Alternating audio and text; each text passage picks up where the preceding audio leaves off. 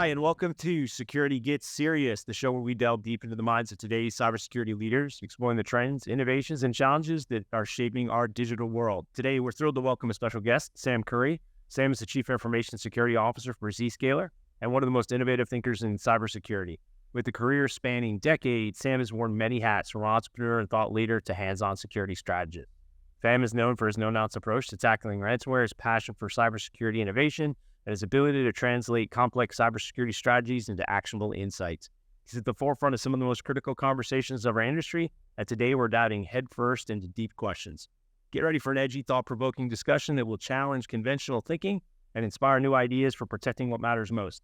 I'm your host, Ben Carr, Chief Security and Trust Officer with Halcyon, and this is going to be another episode of Security Gets Serious. Let's get started. Hey, Sam, how's it going today? Good, Ben. How are you? I'm doing really well, man. Doing really well. It's good to have you on the podcast. Good to have a good discussion with you. Maybe let's kick it off and start off with careers and insights. So I was looking at your resume, and I know we really haven't interacted much. So security tends to be a small arena where you seem like we know most of the people. We probably have tons of shared contacts. But I really think on LinkedIn we have a few hundred in common. It's amazing. Yeah. We worked at McAfee at exactly the same time. So network associates How's back that in the possible? day. Yeah, I joined, I think in 98 and was there through 99, 2000. So, pretty crazy. Yeah, we just barely would have like high-fived on the way past. Yeah, I was part of the Signal 9 Solutions acquisition. Yeah. Yeah, it was, kind of an insane time to be at Network Associates. Just a ton of stuff going on. They just Larson. There was all Larson back then. Yeah. So, let's talk about career. You've been at the forefront, right, of a lot of things in cybersecurity. You've been in it for decades. I've been in it for decades. I don't like to admit it. I'm losing my hair. But what motivated you to step into cybersecurity and eventually into, kind of role of a CISO? And how did you get where you are now? So I guess I've been in it long enough that you can blame stuff on me now. The way that I got into it was unintentional. I actually wanted to go into biotech after I did cryptanalysis, and I called up a friend of mine. Actually, his first job was working for my dad. His name's Phil. And I talked to him because his brother was an investor. And he said, well, I'm starting a company. Why don't you come work for me? And I went and did documentation for him in QA. And over the course of 3 or 4 years, I wound up becoming quite good at it. But what really made me stick was, I don't know the politically correct term, so please forgive me, but there were some children then who used the internet in the late 90s. They had mental issues. They were differently abled, and they were using the internet in order to learn better. And absolutely disgusting was that hackers were practicing their skills on them as a target group because they didn't know better and they didn't know they were being targeted and things weren't working correctly. And some of the mothers contacted us to get our technology, which was a personal firewall, one of the first ones. And these moms and dads and the moms originally, but dads too, they were learning how to program firewalls because it wasn't very intuitive. Originally, it was rule sets and things. Later, we made it more automated. And I realized the depths of depravity. Maybe this is silly of me because, prior to that, there was dirty stuff on the internet, but not like this. I realized the depths of depravity that were possible. And I think that's when I found a calling. So when I eventually moved to California after the acquisition and went to McAfee, I had no doubt what I was doing. Of course, then we had this explosion of very stupid, highly iterative viruses, right? There was like Love Letter and Melissa, and there was like Bagel and Netsky, and Bagel and Netsky was Skynet. And there was NIMDA, which was admin backwards, and Code Red, which were the same thing. It's just that, and by the way, they came out right around September 11th. So it felt like I was doing something that mattered. Yeah, that's always good. Yeah, if you want to look at the depths of depravity, go to the internet, right? You dig not too deep. And just lift it up and peek under and go. I feel like I didn't want to go there in the first place. Yeah.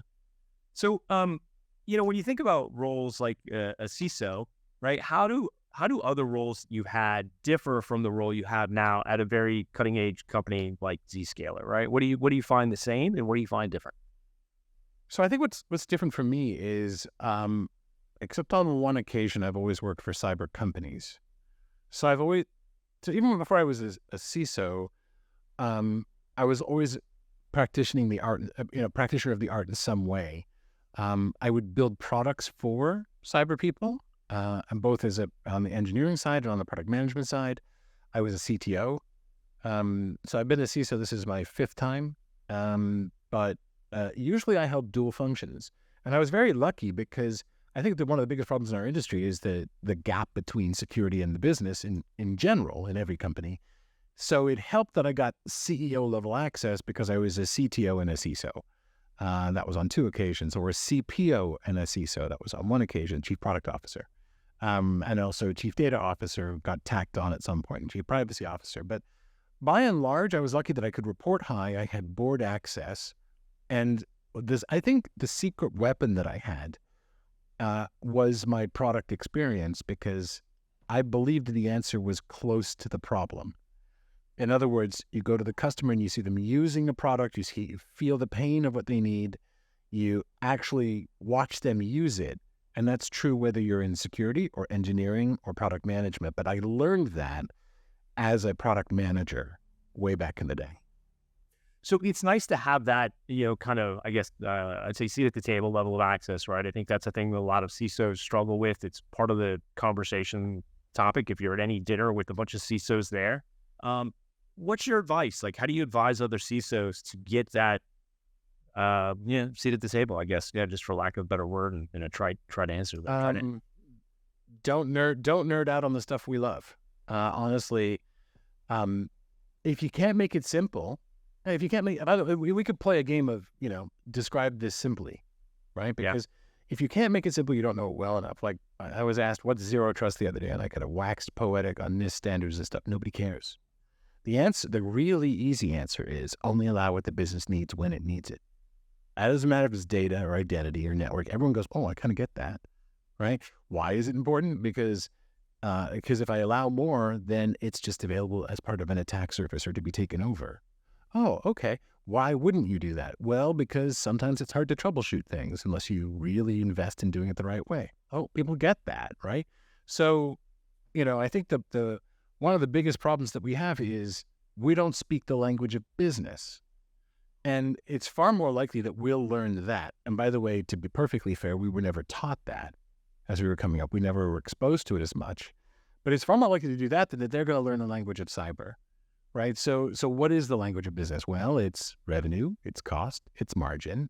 It is risk, and we all jump to that, but it's not just risk. It's efficiency, employee efficiency, it's customer satisfaction, it's strategic things.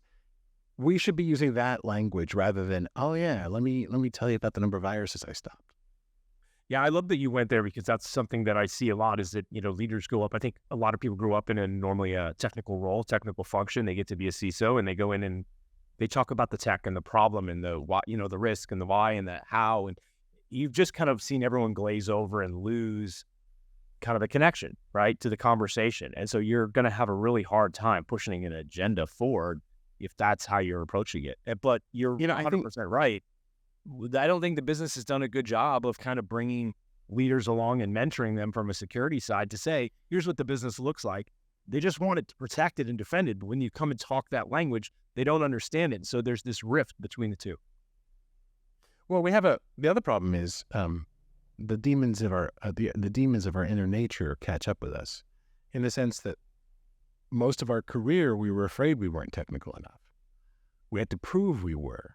Certainly for Gen X, we had no idea what the playbook was. And for the younger generations, they got to measure up to us. I mean, that's totally unfair.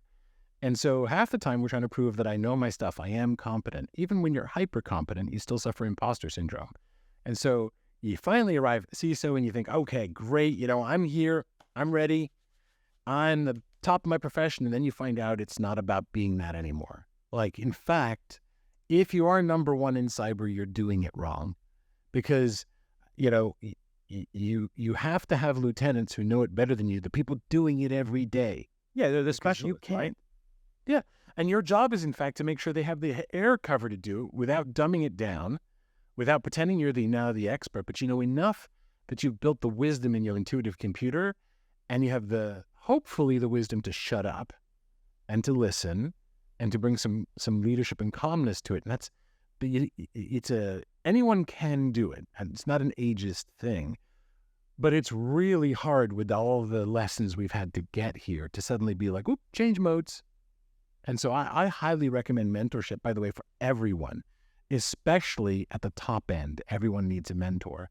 It's not because somebody's superior to you. It's because, so if you're a CISO, find a mentor who's not in cyber, right? It doesn't matter if they're junior to you. Pattern yourself after someone you see navigating the corridors you need to for your team, not even for your career. What's good for your team and for your company will naturally be good for your career. So you touched on leadership there. When you think about leadership, how do you as a leader kind of inspire innovation while you manage that, the constant pressure of defending against everything, right? Like, I mean, you've really got to work with your teams and make sure you're managing that dichotomy, right? In the end, you don't, right? The reason I say that is because you will drive yourself nuts trying to do it all. You have to really trust your people. I mentioned zero trust, but in an interpersonal way, you have to do the opposite.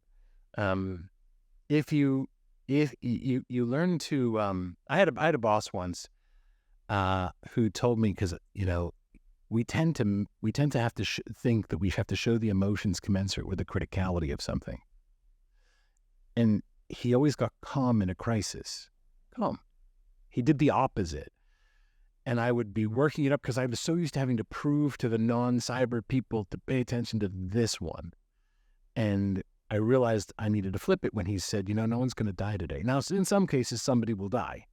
But even in those cases, calmness is what's going to get you through. The even keel is what's going to get you through. And we can talk about practice and we can talk about, drilling and stuff like that. That's fine. But in the end, it is a gravitas.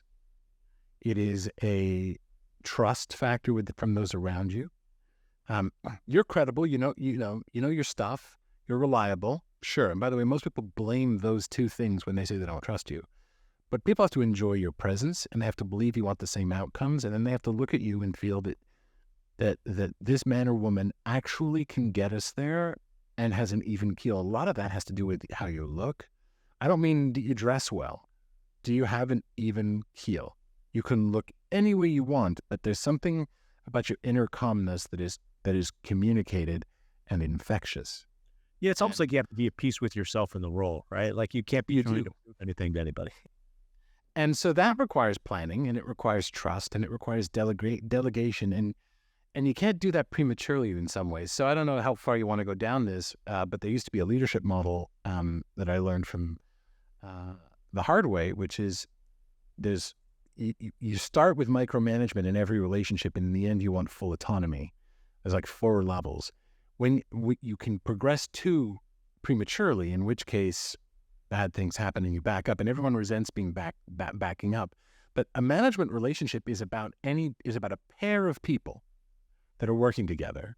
It is not inherent to either. So when you go, man, I'm so far advanced, why is this person in my pants and tracking everything I do? Nothing to do with you, man. It has to do with the relationship between the two of you. And it helps when you can abstract it like that it's not a criticism of your competence, or if you do the right thing, or if you know your stuff. None of that. Instead, you have to make sure that you're aligning and that you know how each other think. And that evolves. It can go very quickly, right up to level 4. It might never get there. But the point is that you can't take it for granted, but you want at least level 3 relationships and delegation to them. So on my team, I've got people I trust implicitly because I've worked with them. I understand them. They understand me.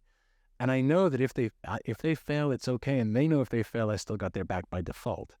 That's just how it has to be. Otherwise, I would go nuts trying to and this is true for any leader who is out there. That probably, if you are a leader, you're going, yep, that's actually kind of how it works. And if you want to be, you're like, how do I get there? Find a mentor. This is it. Yeah, I think the mentorship thing is critical because look, it's good to get that third party perspective to kind of give you insight into like how the rest of the world is seeing the relationships that you're having. And I always mentor someone. In fact, somebody I'm mentoring right now, I said, some of this stuff I'm connecting as we talk, right? And I said, it's not like I had this wisdom before. It's just things that I've seen and I tie together. And he goes, that's a guru, he told me. He goes, it's when you pull the pieces together for the person you're talking to. And you might, in the moment, find it, but it's true. And that kind of helped me because I realized, just like teaching is one of the best ways to learn, mentorship is one of the best ways to mature sometimes. Everyone should have a mentor and everyone should be a mentee. I like that. I really do.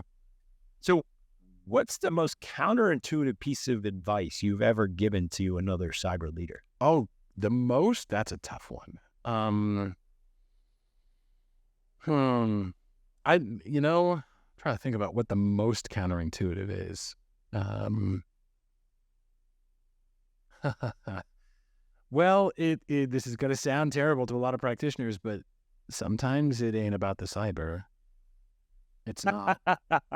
It so isn't, right? Yeah, It so isn't. In fact, it is. You're sitting there going, I gotta check everything on the list. No, even the critical. No, sometimes it's not, because there's some things you've got to do. You've got to look out for the things that you almost have a fiduciary responsibility to, and things like privacy and things that you're legally beholden to do. But after that, you have to think carefully about the shareholders, right? That is why we're in business, and the customers, and what's the right thing to do, and how you process that is the most useful thing I've done is actually read philosophy and ethics. There are different ethical frameworks, and moral relativism isn't that there is no morally right or wrong thing. It is that you can consciously decide the principles on which you're going to make right and wrong decisions, or decisions that you will determine are right and wrong. So utilitarianism or negative consequentialism, or looking at what is your duty in any given situation. These are important, and when you consciously reason through them, then you begin to develop a set of processes and principles that others can respond to. And that's also a form of leadership. It's also really cool things to discuss. Hope that helped a bit. No, that's great. So can be a problem. You opened up a window of conversation, which I didn't know if we'd get to, but I'm glad you did, and I want to see what you think. So there's been a lot of conversation amongst CISOs, right, over, I think, the last several years, especially out of what we saw with Joe Sullivan over at Uber and Tim Brown over at SolarWinds. This whole concept of, professional liability, D&O insurance, like what are we supposed to do as CISOs? How do we get a seat at the table, which we talked a little bit about earlier? And I think I've had some strong opinions on this, is where I think we need to go. And one of them is, I almost feel like there's a lack of an understanding of what the role is. And depending upon who you talk to, it means so many different things to different people, whether it's practitioners or whether it's board members, right? And so I think one of the challenges when we look at people applying to roles, people will have their own thoughts, but they're not necessarily meshed up with what the company is looking for in a CISO. And I know that there's different types and personas of CISOs. But what's your thoughts about that? Do you think we need a professional association? I know there's this thing being bandied about now, Professional Association of CISOs. I don't know if you've heard about it. Some CISOs I know are actually working on that, like like ethics and like what the role is and what a job description should look like for a CISO, who they should report to, where shouldn't they be involved, what should they be involved. Like, there's a whole can of stuff there, but let's unpack it and like open it up a bit. Yeah. So the rebel in me is like, I don't know. Right? I mean, I'm also a guy who likes, I also believe in the internet age, and I'm leery of gatekeeping. I'm leery of my internet versus your internet type thing. So my instinct is, it can be done right and it can be done wrong. Actually, it can be done right, and there are many, many, many more ways it can be done wrong, and that worries me. Unlike, say, I think the same is true of other professions, but the legal profession and the medical profession have had a long time to figure out their norms. The American Medical Association isn't there to make patients healthy, by the way. It's there to protect the medical business. The American Bar Association is there to protect the, shall we say, integrity of the legal industry, right? And lawyers. But we don't have that right now, and that's a wonderful amount of freedom. But it does behoove us, therefore, perhaps to come up with something like the Agile Manifesto, right? I think we can come up with our own guidance such that when these things emerge, they better not transgress. Maybe you and I should do that, Ben. Maybe we should write a white paper on it or something. Because yeah, I'm very leery of us making it so that, it's harder now, because I've met some brilliant 30-year-old CISOs, for instance. Really? Yeah. And I've met some awful 50, 60-year-old CISOs, right? I mean, seriously. So what's the difference? I've met people who follow the rules and have written books and they're terrible. And I've written people who in the moment make spot decisions as part of an agile team and they're fantastic. So who's right? Now, let's talk about liability, because you did raise that specter. We live in a society that's litigious. Anyone can take you to civil court for a loss. You need insurance for that. You do. Maybe you're covered by the company. It depends on how the company's set up. Maybe you get D&O, maybe you don't. I don't know. It's worth a conversation before you take a job. It's worth a conversation if you get promoted, because in our system, you're going to sit in front of a jury, and the jury is going to be like, well, you got the title. You're an awful bigwig. You make more than six figures, even if it's just 100K, right? Because some of them don't get paid that much. On a relative scale, at the top end of our profession, it's still not necessarily compared to others. Nevertheless, a jury of your peers is going to sit there and go, yeah, you've got all the goods. I think you should have done something.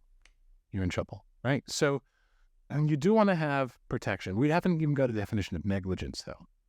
And I'm leery as well of people coming up with that, because the ones that I've seen, just look at what happened to Tim Brown. You mentioned Tim, right? What got thrown at him was thick and completely unfair. Now, the jurisprudence on it is turning out, I think, in a good way. But it is going to take a lot more than a professional association to fix that. And as for telling companies how they should treat their CISO, I don't think there's any profession at the C level that says, hey, this is where this person should report. And get, where does the CIO report? Do they have a professional association, or the CTO? But I think on the technical side, that's always been fraught with problems, right? But I don't think... Is there one for legal? Do general counsels have to report somewhere? I don't think they have to report somewhere, but I think they generally do, right? Your CFO does CIO. Your that's true. Your CFO is generally an officer of the company. It's just, yes. I mean, while there's always outliers, I think there's generally, there's the core group that you'll always see as part of. There's a certain force, though, to some positions, right? A CRO C titles to everyone else in the technical realm, and it's just like, oh, you be a CTO, and you be a CISO, and you be a CIO, and it's C for you and C for you. Yeah, right. Like that's supposed to make us happy. Like, oh, the kids are happy now. Let them go back to the kid table. And I think that's the challenge. Is, I've always said as a CISO, look, it's really hard for me to defend the organization, the enterprise, if I don't know what's going on, right? And so, like, having that level of separation just adds to the challenge. And I think, we wonder why CISOs are short in tenure, why they don't hang around, why they're unsatisfied. I read a study recently that said 99% of CISOs are concerned about, a potential output of a breach affecting their professional career. That's problematic, right? Like, having been through that, it's horrible. How you conduct yourself in it, though, is the real thing. But I get it. And it is, but to the litigious point, like, I think we're going to see more and more shareholder lawsuits, right? We're going to see these things ratchet up because the role's been more elevated from a visibility standpoint, and they want somebody to hang out as a scapegoat. I think I read that 23% of CISOs have some form of substance abuse issue, and an unusually high number have morbid obesity as well. Like, it's above the norms in the general population and in professionals for their industry. Why? Stress. 100%. Yeah, it's human nature, and so self-care and well-being are, they smoke more, they do drugs more, they drink more. This is terrible, right? I mean, go do something else. Anyway, I shouldn't say that to people. It should be a better. What you really want. I think a lot of people, come up in that technical side of a career and they think, oh, that's the pinnacle, right? I think when you reach it, you realize. And by the way, it's not necessarily not the pinnacle. There are other options. Yeah. So we'll put a pin in that part of the discussion. I think maybe it sounds like we both agree something needs. We just terrified people. It's a good job. It really is. Like, you do want to do it. You too can be overstressed and feel under. You too can be overweight and doing drugs. And you've got a propensity for drinking and smoking. Come join us. For those who are literal minded and listening to this, that was sarcasm. Just FYI. Yeah.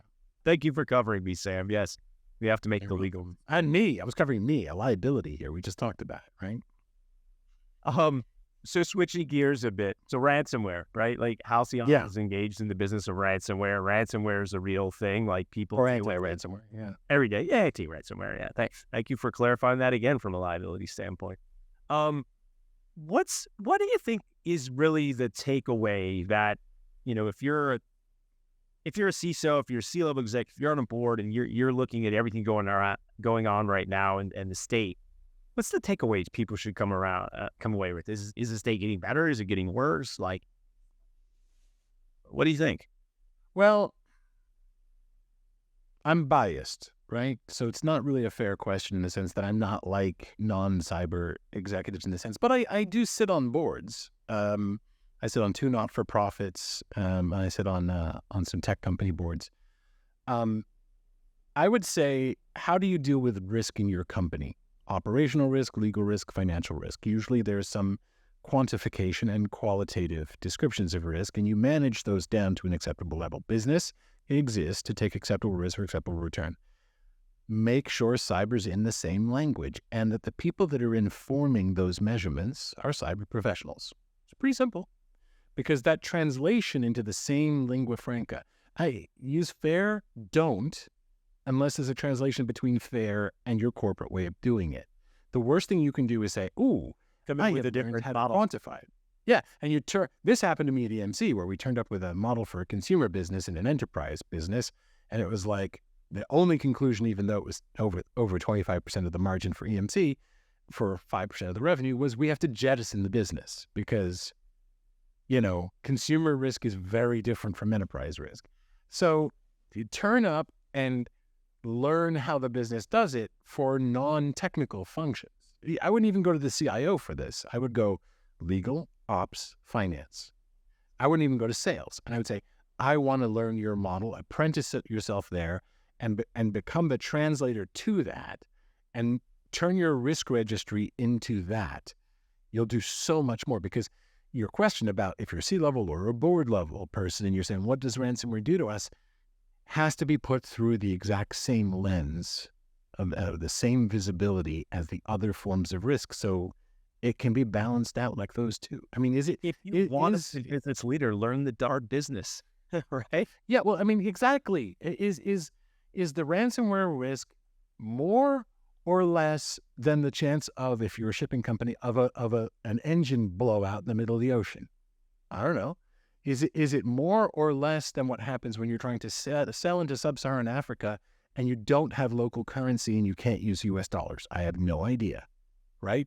But people who do those businesses, they need to have that translation, because otherwise they can't place appropriate bets.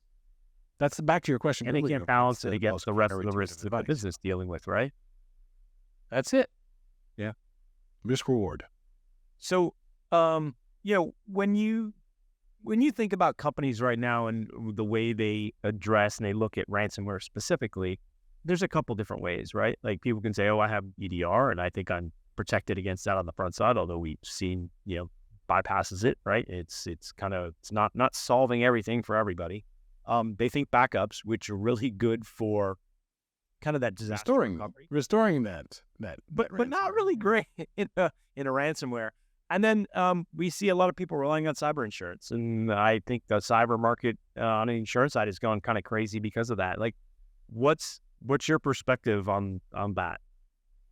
Well, it depends on the maturity of the company in question, right? I mean, if you're a mature company who has mature practices, you have a good practice, you're doing everything right, then cyber insurance is a good way of transferring risk at the end of that process to an acceptable level. If, however, you're an immature company and you don't want to invest in cyber, it's a lousy way to do it, right? So if you've been through a ransomware incident, it's time to rethink your strategy overall. And the strategy has a number of components for handling risk. So it's not as simple, oh yeah, it's good or it's bad. It's do this or do that. And that's not a dodge in any way. It is going to, what you want to do is bring down the chance, and you want to bring down the impact when this stuff happens, and then look at the residual risk, because it's never zero. So then what's your strategy for that? And there's diminishing returns with any given strategy after a certain point. You just can't say, all right, redline it now. right? Because you can start pouring millions in, and unless you're the government where it makes sense for a mission like the military, you don't just keep pouring more gas money in and going faster and faster. There's diminishing returns concept, right? Right. And so I would say that while you never get to zero, you can get it to an acceptable level. Like it's contained. If you pop a particular machine, it's just that machine and what's adjacent to it, and that's acceptable. And we have strategies to get back up and running. The business continuity plan is good. The disaster recovery plan is good. It's tested.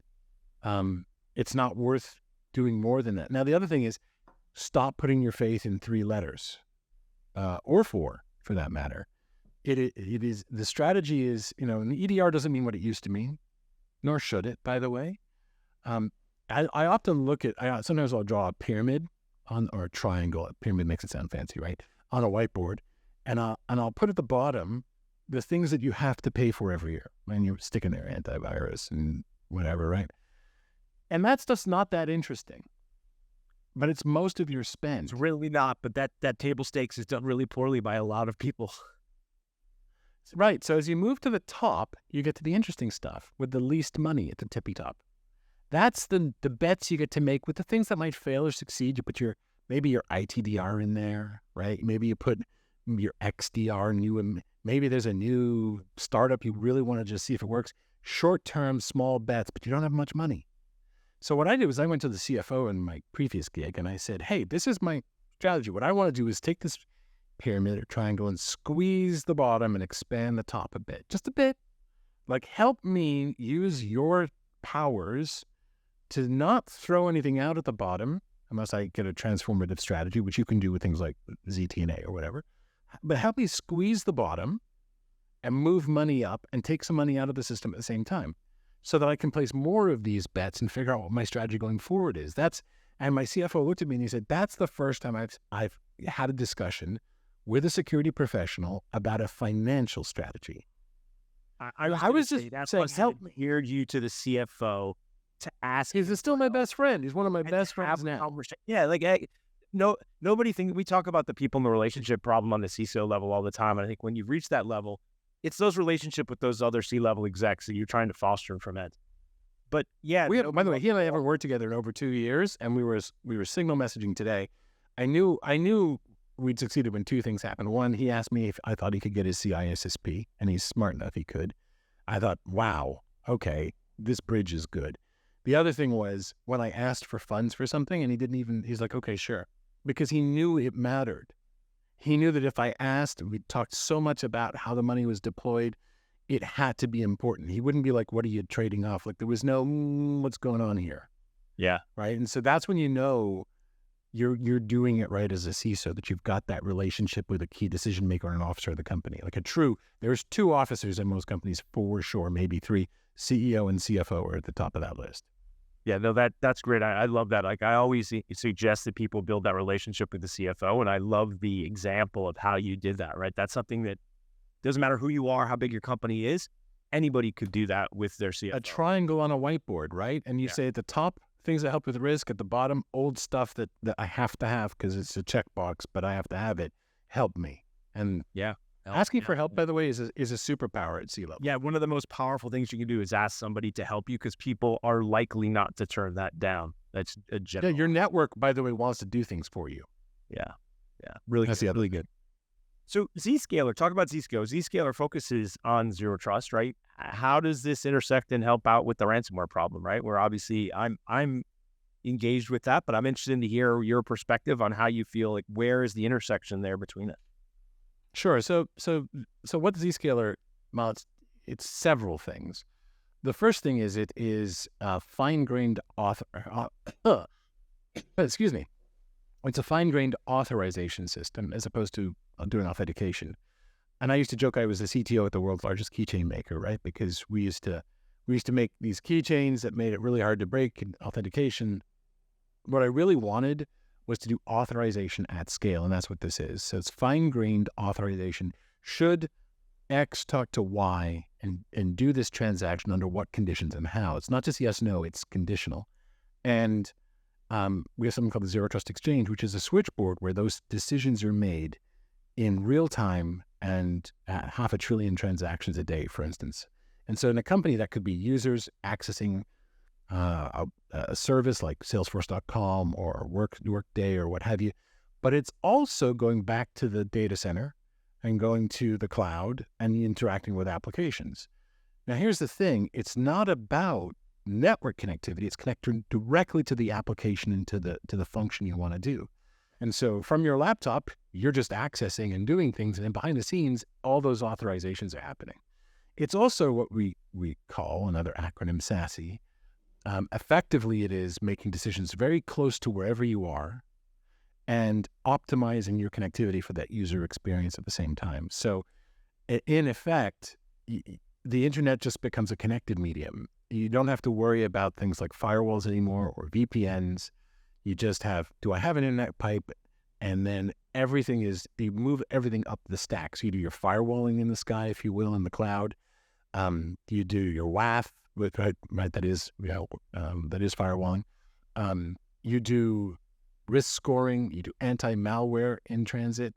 But the thing that makes it zero trust is you only have access to what you need when you need it. And so you become, immediately as a company, become less visible on the internet.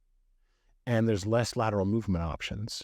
And the ability to find things and therefore exfiltrate them goes away. We do data protection the exact same way. So you could look at all these transactions and say, should this go there based on what kind of traffic it is? Actually, my CEO uses an analogy to a bank robbery. He says, bank robbers scope out the branch they're going to hit. Then they go in, they find the teller or what have you, and they bust it. And then they move around and find the vault, and then they send it out. And what this does is it eliminates each of those. It makes you harder to find, harder to compromise, harder to find the vault, and harder to get stuff out. So I think when people think about zero trust, there's this misconception that it's like a product you buy. I want to go buy some zero trust, where it's not really a product, right? It's an ecosystem of things, products working together to provide you the ecosystem of zero trust, right? Do you agree with that? Is that a good? I do. I mean, the way it manifests is, it usually turns up as a set of principles for least function and for least privilege and for least access. So what you want is to say, if it doesn't have to be connected, don't. Now, the old way of doing it was, Metcalfe's law, right? You say, you maximize connectivity and value goes up. Well, you know what? So does it, as value and access go up, so does risk. That's the problem we have, that everyone can get to anything and break it. What you want to do is make it so that things become less visible. I used an analogy the other day. This is a fun one. I used an analogy. Have you heard the dark forest? No. Have you heard that term? So if you've ever watched The Three-Body Problem or read the book, the sequel's called The Dark Forest. It's on my list. I have not watched it yet, but yeah, now you're intriguing me. So you're a long time ago, during the Manhattan Project, one of the physicists there said, "Where are they all?" Fermi did, and it's called the Fermi paradox. And he said, the aliens should be everywhere. Right? And later Drake immortalized this in an equation, a linear equation. Only Carl Sagan ever came out to a small number. Everyone else comes out to, well, there should be a lot of aliens, right? Then there's a lot of hypotheses people can look up to why the Fermi paradox is what it is.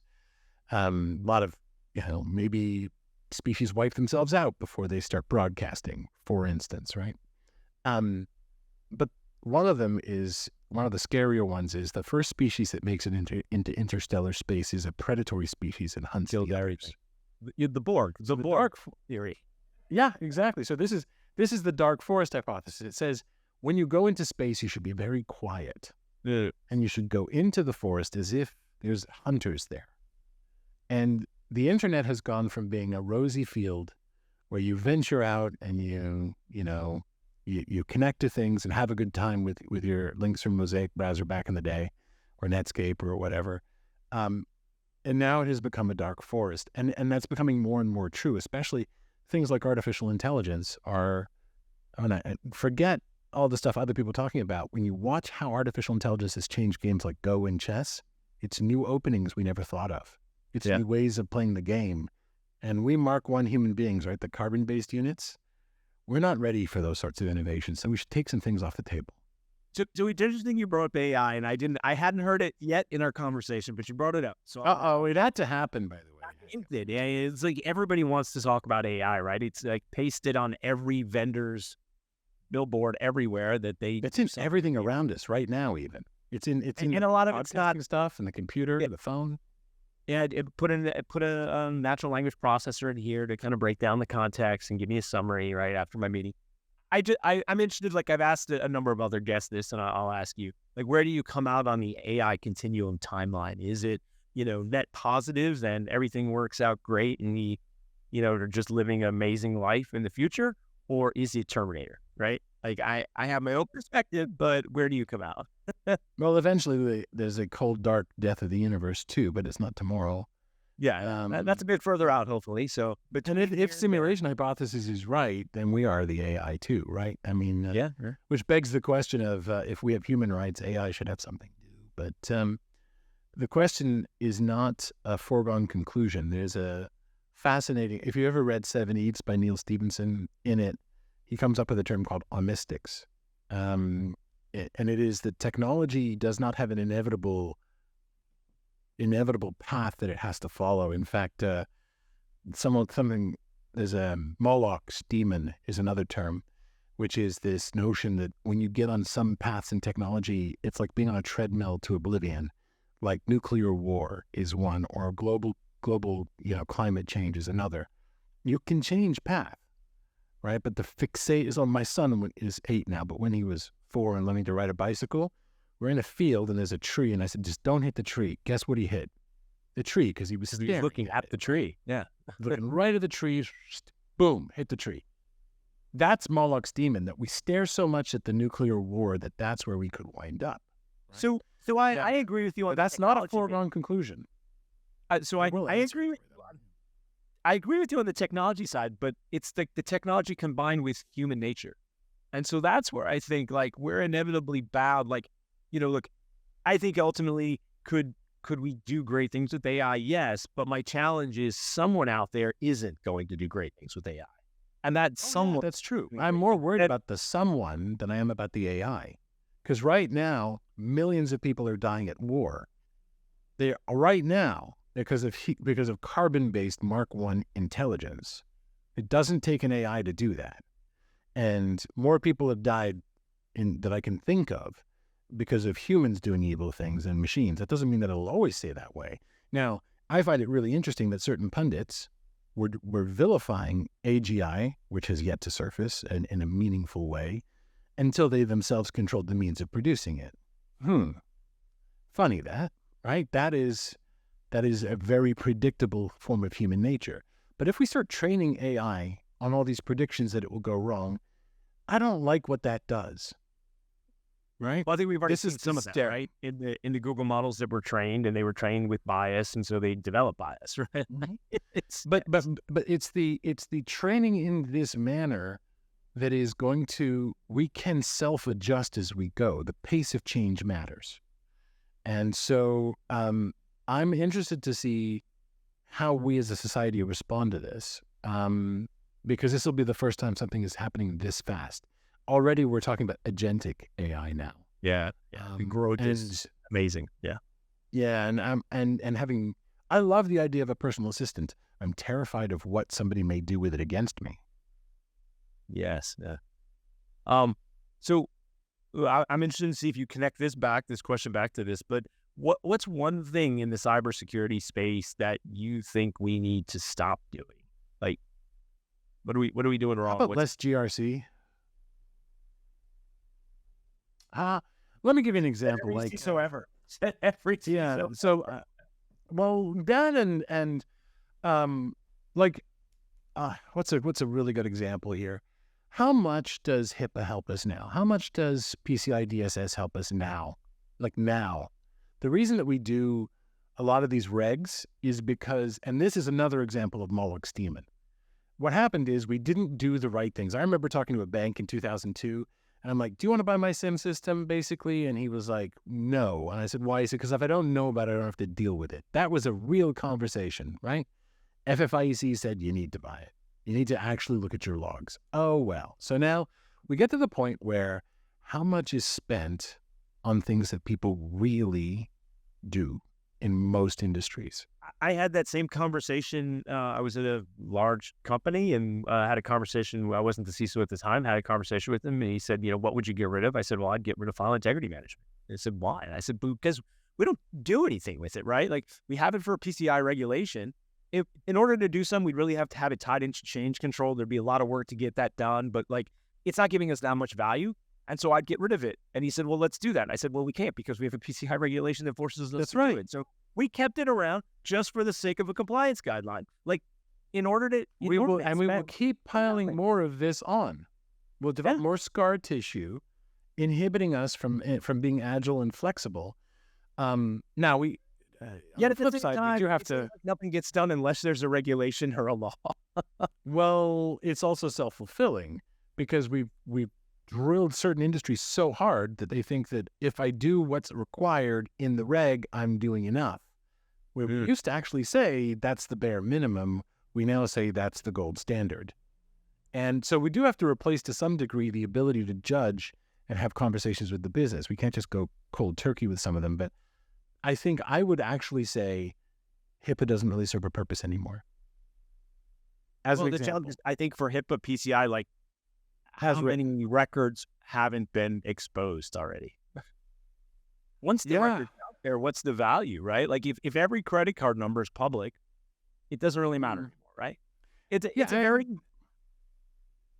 There are some new things being created from a privacy perspective, and we should have some respect for it. But I think I would rather be working from first principles and judged against what I build according to that and what are norms than a calcified, like another example, 6-fed logins really help. When was the last time you heard a hacker got a login wrong that wasn't a distraction? Intended to mislead you, right? I mean, you literally filter them out in the SOC now, where before it was what we went looking for because someone was brute forcing. it's You useless don't brute force information, right? anymore. Right. They rainbow table it at best, but they actually go and social engineer and steal it, right? So no one is getting it wrong 6 times in a row anymore. Now, would So they Sam- if you did away with it? I don't know. I don't think so. So what's the question coming into this you were hoping that I would ask you and we get to talk about that How am I so good looking at my age? Is one of them. well, that's an I'm kidding. obvious one though, Sam. That's I think we've covered almost everything, honestly. There's no one thing that comes to mind. I was hoping for a good conversation with the CISO, and well, you've certainly how did given we me do on that note? What's your fantastically. No, I mean you asked penetrating questions. Is there anywhere you thought this conversation would go that it didn't? No, I honestly come into these like really with no expectation of where they're going to go. Transparency to everyone watching. I do have a list of questions. We touched on some of them. Some of them just in the conversation. I throw something. What's on else the in list that you because- didn't get to? Is there anything on there like? What didn't I get to? We didn't talk about mandatory breach notification, public and private sector collaboration. How do you advise? We talked a little bit about, I guess, on cybersecurity risk, but I was wondering more like what's your advice to boards? But those are the kind of things. It was more policy. Mandatory. Let's do some of it. Mandatory notification. One of my pet peeves is the sense that somehow we all sit there and we're all sort of maybe snacking on something, looking at a screen that's green until it goes red, and we go. There's this fog of war that really is hard to see through, and so sometimes isn't it's there a hard even to know difference? when the clock starts ticking. Isn't some there a difference there? attacks you So I agree. Like I think from a CISO hat, like if I'm putting my operator hat on, I'm running a large program. If I see something, right, I'm not like, we're not hiding it in security, right? Like we're letting the rest of the org know. But I do have, I won't talk about any of them specifically, but I have things back in my, past history where I can go, you know what? There was a natural conflict between me and the CIO where he said like, hey, let's categorize this in a different way. Let's manifest the slide slightly different. So you don't have to throw me on the bus, right? Or, look, I know from colleagues, like I know specifically from a colleague who just, he's working on an exit from his current company right now because they asked him to do some stuff that he said, hey, I'm not comfortable signing my name, right? Hey, So I've left the company for that. I have. Yeah. does happen, right? And so I think, again, it gets back to that we talked about the, CISO Society Association, whatever you want to call it, or, a code of ethics. Like, lawyers can't be asked to do certain things because they can hold up that code of ethics and say, look, ethically, I can't do this, right? Like doctors can say, I can't cause harm, right? That's not to say none of them ever violate that, but at least they have that to stand up for. I think CISOs a lot of time, like they look for that backstop and they're like, wait, there's nothing back behind me to hold me up and say, Yeah. can't do that. And so that's Well, it'd be nice if there was. It would be nice if there was a fund to support those people because they have to go to the poorhouse when they do that. yeah, they really, really do. Yeah. Well, you're putting They a don't weird have a job. situation, They're right? not hireable. As a CISO, like if you get asked to do something and you're looking at like a bad market, which we've had a bad market for a couple of years, what's your choice? Like, don't put money on the table for your family, or do you do something a little bit slightly unethical for your company? Which neither one of them's great. It's a tough call. You know, you and I both sit on a number of Slack channels or Slack servers with other CISOs, and there's this. There's usually a channel about gigs, but there's also a channel about currently looking for work. Yeah, And something like 20% to 25% in there of us are looking for a job at any point in time. Either we want to find something new or we're between jobs because of something like this. I've also seen people downgrade jobs. I have. They're like, we don't really need a CISO anymore, so we're going to get rid of you. Tragically and completely disgustingly, I've seen them do it to get rid of people, and it's discrimination. Yeah. Because a year later, they've got a position back, and mysteriously, it's not somebody of the same demographic, shall we say. And when we see that, we got to call it, even from outside. And I've done that a few times. But it's, we're still fighting to define ourselves. And I think maybe what I want to see most is us make it easier for others to enter the fight, both at the entry levels and come up the ladder. Because it's not, like I mentor a lot of folks, and I'm on a board of a group called CyberTrust MA. Part of the mission is to get below the poverty line, as Wendy Nather would call it, with services in our state. But it's also to get people coming out of college who've done the cyber, and they've done the internship, and they've got the certificates, and there is no job. And that's for the people that are doing it. Is one a bad job. I don't know if recruiters saying like how many, what the gap of actual jobs is. I think we've overinflated that number for whatever reason. There are jobs out there, right? There are good jobs out there. There's good money in the industry, and I like doing this. But I think people do need to be realistic about what that really looks like. Well, that and very often we're not extending to the right communities the ability to join. We're not like to get into it. I mean, it reminds me of what it's like to join a sports team. You need a certain degree of equipment. You need access. You need cultural. You need mentors. Like, you ask the average high school student, "Do you want to do cyber?" And they're like, "How do I even begin? Yeah, where do I go? What's Kali Linux? And I can do what to my home Wi-Fi?" Yeah, but I think we did a bad job at that too. Like as an industry, I remember back in my time at Visa, like we were looking for people for the team, and one of the things we realized, because we were dealing with a lot of information coming out of vulnerability systems that was showing what I was doing. We looked outside of cyber, right? Like you don't need to be in cyber to come into cyber, because sometimes we ask ourselves questions we already know the answers to, and those aren't the right questions to be asking, right? We need to think about a different perspective. How do I handle this from what does the math tell me? What does the data tell me? What does the psychology tell me? I think there's a big need for a psychological impact into how we address some of the problems we deal with in cyber that are, they're people problems at the end of the day, right? And that's psychology. So sourcing from outside of cyber and bringing those people up so we get a more diverse perspective, I think that ultimately helps everyone. So Ben, I think you and I have both done this, but systematically, I don't think we do in our industry. I haven't seen the data. I'd want to see it before I'll say either way. But when I look about my own state, I see people trying to get in, people who don't know they can get in, those who are graduating. I'll give you an example. A friend of mine is at a bank. I'm not going to out him. He said, "We are open. We need recruits. This is not a Gap anonymous number."